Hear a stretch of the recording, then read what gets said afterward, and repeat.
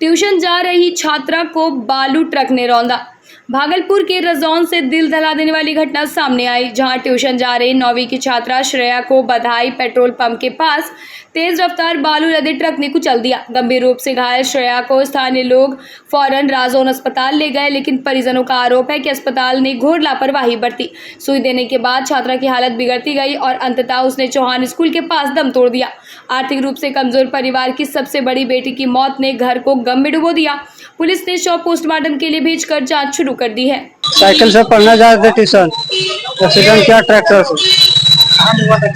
मधाए में ट्रैक्टर वाला भाग गया, मैं पकड़ा गया। कैसे सूचना मिला आपको?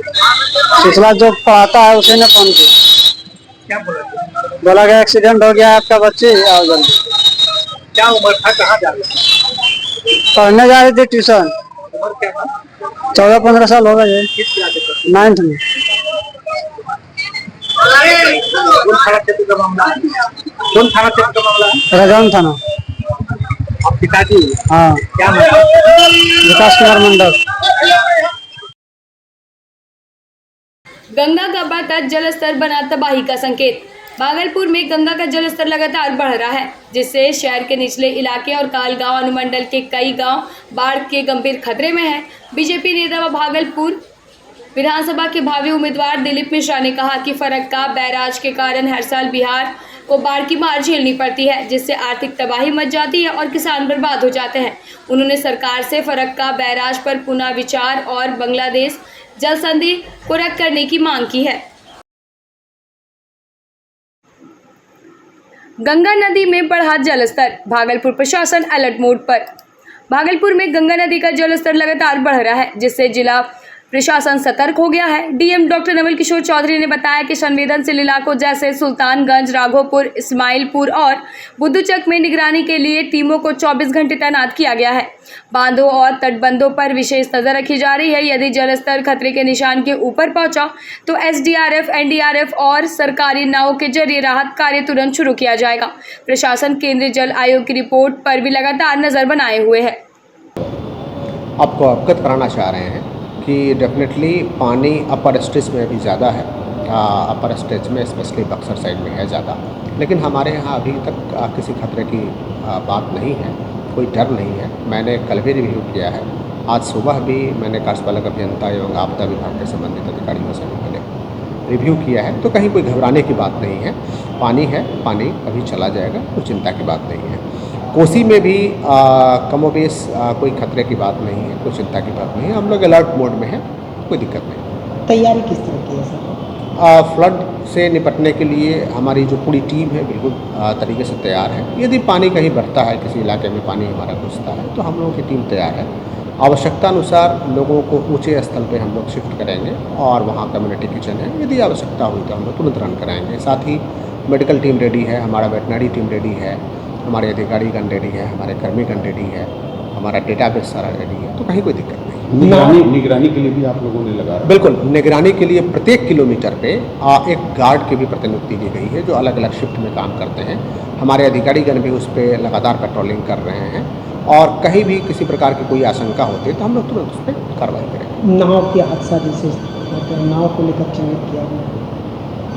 नाव सरकारी नाव की संख्या हमारे यहाँ पर्याप्त है और निजी नाव भी है, जिसमें भी हम लोगों ने दर निर्धारित किया, लेकिन सरकारी नाव की संख्या पर्याप्त है, तो हम लोग अन्य नावों की सेवा नहीं लेंगे। इसके अतिरिक्त भी एसडीआरएफ की टीम है, इसके अलावा हमारा एनडीआरएफ आवश्यकता अनुसार वो भी हम लोग बुलाते हैं, तो सब सारी चीज़ें दुरुस्त हैं, कोई दिक्कत नहीं।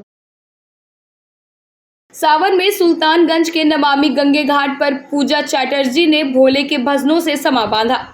भागलपुर के सुल्तानगंज में सावन के पावन अवसर पर जिला प्रशासन द्वारा नमामि गंगे घाट पर सांस्कृतिक कार्यक्रम का आयोजन किया गया, जिसमें भोजपुरी सुपरस्टार पूजा चैटर्जी ने भोलेनाथ के भजनों पर शानदार प्रस्तुति देकर समा बांध दिया। उनके भक्ति गीतों से पूरा घाट भक्तिमय हो गया। मन संचालन उद्घोषिका अंकिता पल्लव ने किया। वहीं ड्रम, ढोल और कीबोर्ड पर कलाकारों ने ताल से सुर मिलाकर कार्यक्रम में चार चांद लगा दिए। इस अवसर पर बड़ी संख्या में कांवरिया, स्थानीय नागरिक और पर्यटक विभाग के कर्मचारी मौजूद रहे।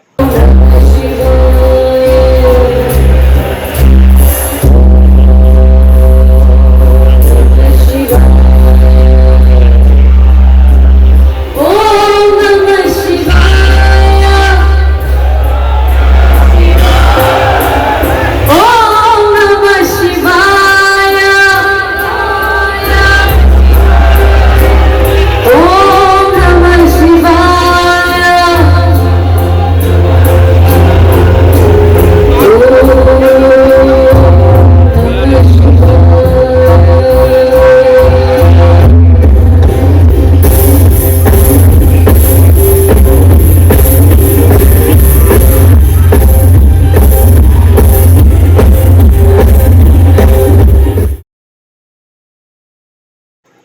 भागलपुर कोर्ट में बिजली विभाग अध्यक्ष पर नालसी, विवादित टाइल सूट दायर।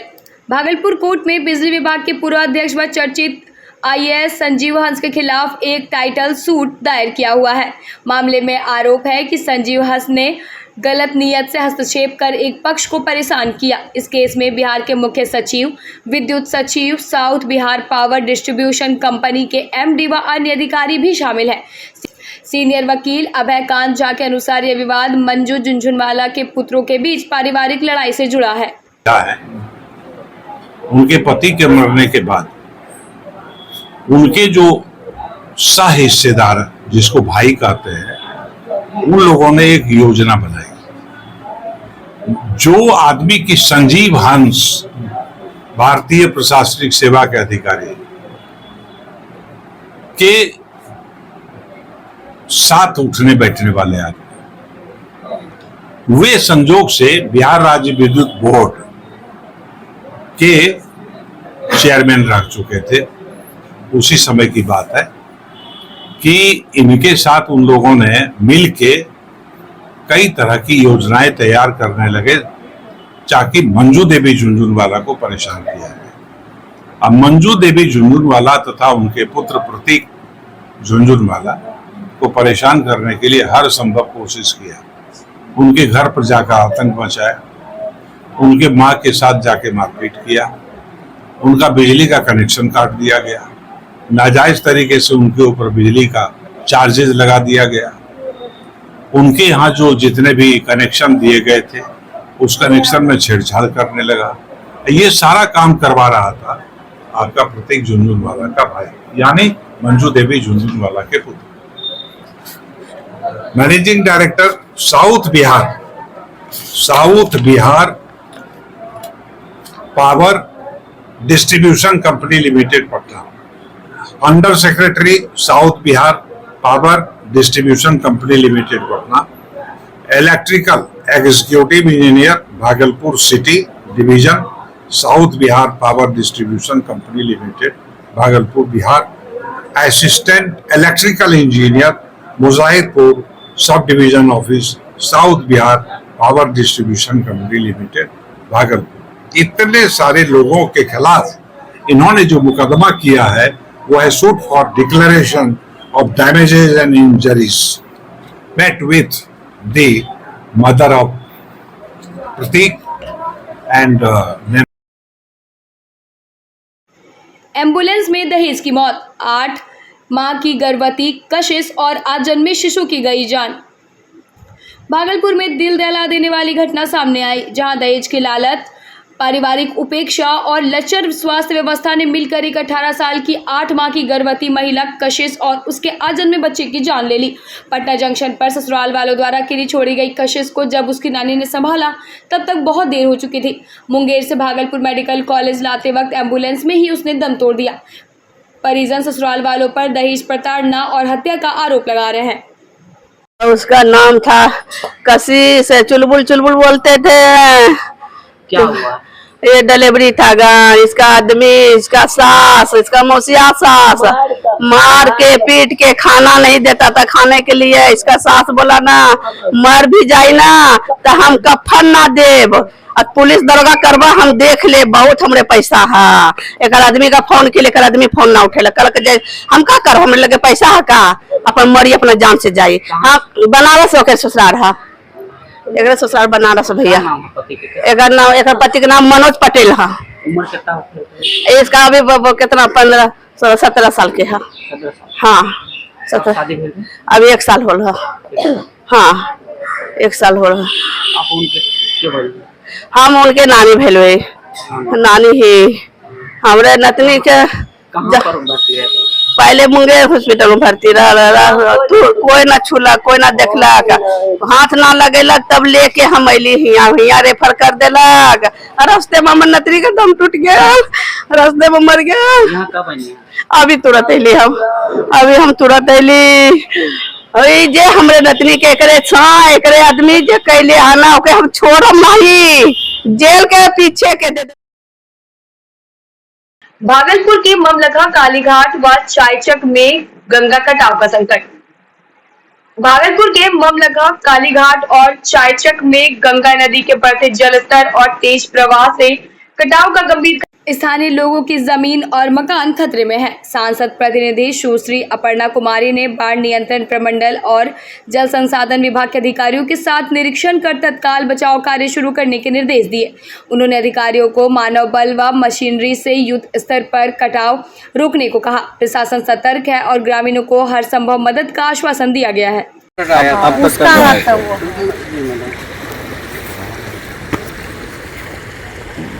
ऐसे मुंगेर में स्थिर हो गया है पानी। हाँ। अब घटना चाहिए नहीं, अब घटेगी गंगा मैया।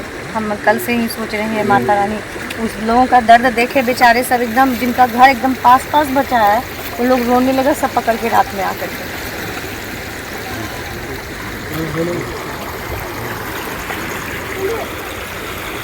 दिल्ली दास ने केस मैनेजर वो हम लोग जो एंटीजन का काम हम लोग का उसको हमने ठीक करा लिया। जो हम लोग गाँव को बचाने का जो काम किया है वो हम लोग प्रोटेक्टेड है। जहाँ स्लिप कर रहा है, जहाँ दब रहा है, वहाँ हम लोग काम कराते हैं। ठीक है ना, आज भी काम चल रहा है। तो कल कटाव कहाँ पे रहता है? ग्रामीण लोग स्थानीय वो जैसे पुराना काम है ना, स्लाइड जब पानी हटता है ना स्लाइड करता है, फिर काम करवाए। आज भी काम हो रहा है ना वहाँ पर, आज भी काम हो रहा है। क्या नाम है इनका गौतम जी? ये SDO हुए इस बांध के। अच्छा, अमितेश कुमार सिंह।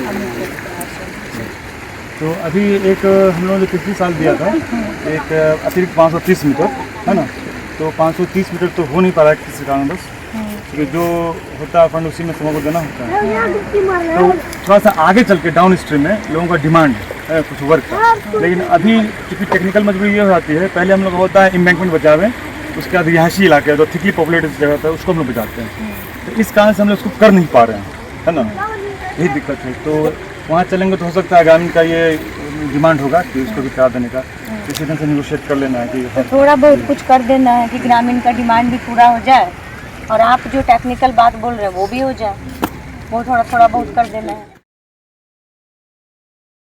कहलगांव विधानसभा से 73,000 मतदाताओं के नाम हटाने का कांग्रेस ने लगाया बड़ा आरोप।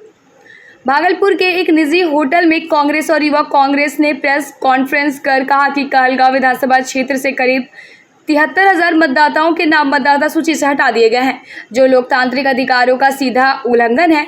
कांग्रेस नेता विपिन बिहारी यादव ने चुनाव आयोग से तुरंत मामले की निष्पक्ष जांच की मांग की। इस दौरान युवा कांग्रेस अध्यक्ष विशाल कुशवाहा, शिवदानी पटेल, विकास सिंह समेत कई नेता मौजूद रहे। रूप से आप लोगों को बुलाया गया है कांग्रेस पार्टी के द्वारा, युवा कांग्रेस के द्वारा, जिसमें मुख्य रूप से भारत निर्वाचन आयोग द्वारा बिहार में चलाए जा रहे विशेष गहन मतदाता परीक्षण अभियान 2025 की आड़ में जिस प्रकार आम जनता को अनेक उनके संवैधानिक अधिकारों से वंचित करने की प्रक्रिया चलाई जा रही है, वो केवल लोकतंत्र के लिए खतरनाक है, बल्कि समाज के कमजोर और हाशिए पर खड़े वर्गों के लिए चिंता का विषय भी है। हर दिन आने वाले चुनाव आयोग की प्रेस विज्ञप्तियों में नाम विलोपन, मृत घोषित मतदाता, हस्तांतरित पते के आधार पर नाम हटाना जैसे वाक्य समान बनते जा रहे हैं, लेकिन यह कोई समान प्रक्रिया नहीं बल्कि एक सुनियोजित साजिश है जो भाजपा शासित सत्ता प्रतिष्ठान की सह पर हो रही है। और जैसा कि आपको मालूम है कि कहलगांव विधानसभा क्षेत्र में सिर्फ 73,000 लोगों का होल्ड पे रखा गया है। उसका पुनर्निरीक्षण मतदाता सूची में अभी तक उसको होल्ड पे रखा गया है। एक साजिश है और सिर्फ कहलगांव विधानसभा नहीं, भागलपुर में भी बड़े तादाद पर मतदाताओं को उनके मत के अधिकार से वंचित रखने की साजिश चल रही है। और कांग्रेस पार्टी चुप नहीं बैठेगी। कांग्रेस पार्टी अगर उनको वंचित किया गया अधिकारों से तो जोरदार प्रदर्शन करेगी। और हम मांग करते हैं चुनाव आयोग से कि अभी समय है 26 तक कि जितने कहलगांव विधानसभा और भागलपुर विधानसभा और तमाम भागलपुर जिले के जो मतदाता हैं उनको होल्ड पे नहीं रखा जाए। उनका जो अधिकार है उनकी नागरिकता का जो अधिकार है उनको पुनः बहाल किया जाए। और हमारे साथ गंगा स्नान बना मातम का कारण, 15 वर्षीय छात्र समरजीत की डूबने से मौत।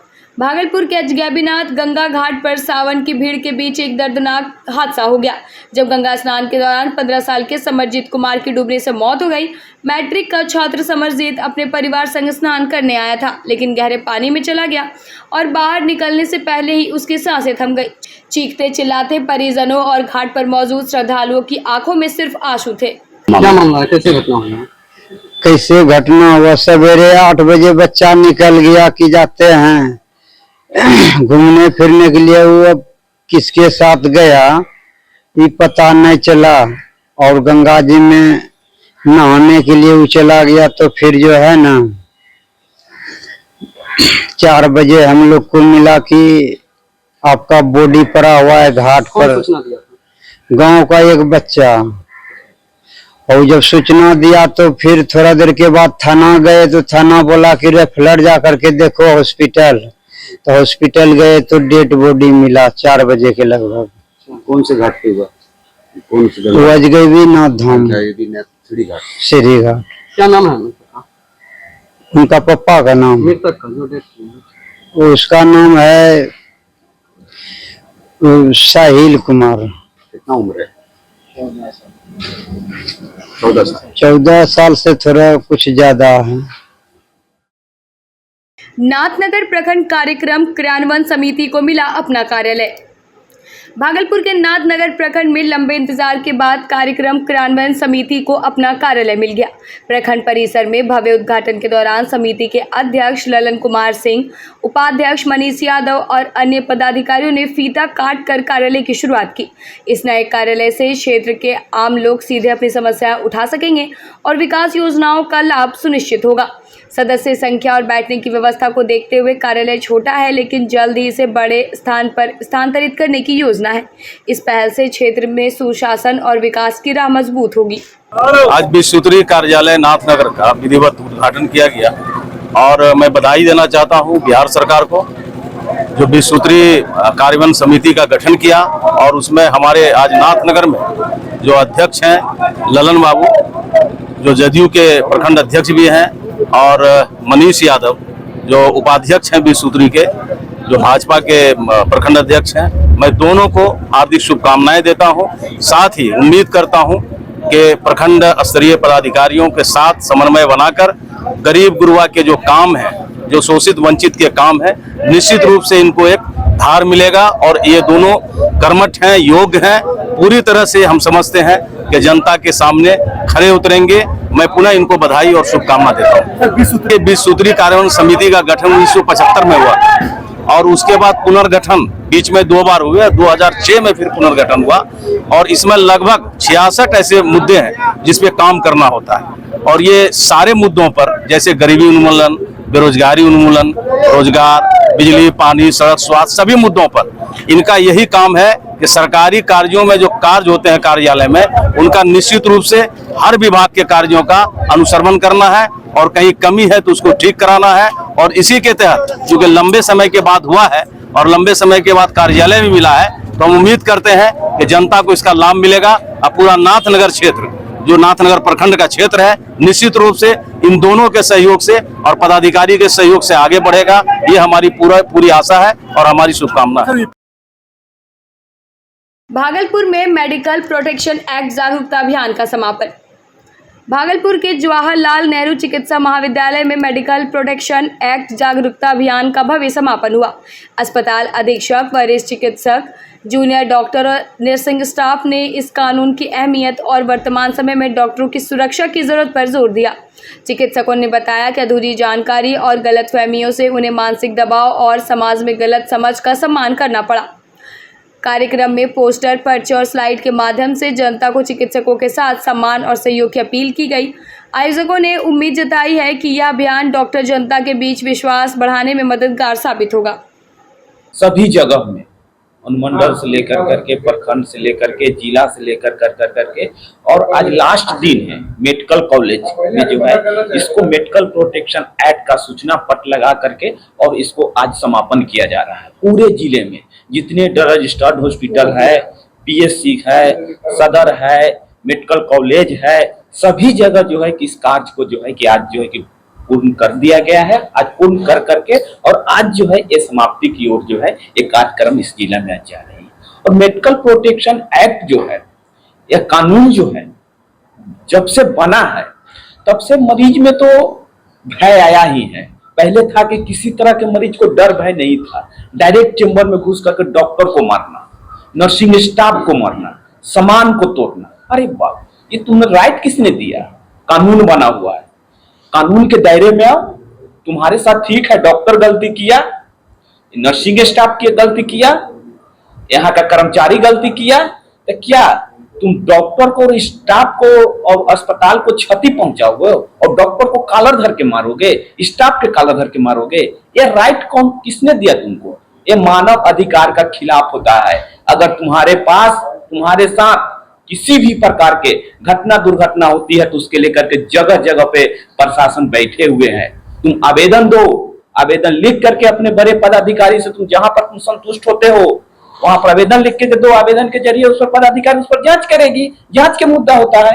ये नहीं कि किसी डॉक्टर के चेंबर में घुस करके तुम उसको गला पकड़ लो, हाथ पकड़ लो, उसको साथ मारपीट करो। ये जो है कि अब किसी भी कीमत पे बिहार सरकार इसको बर्दाश्त करने नहीं जा रही है। इसके लिए बहुत सारे मेडिकल कानून का धारा जो है वह बन चुका है।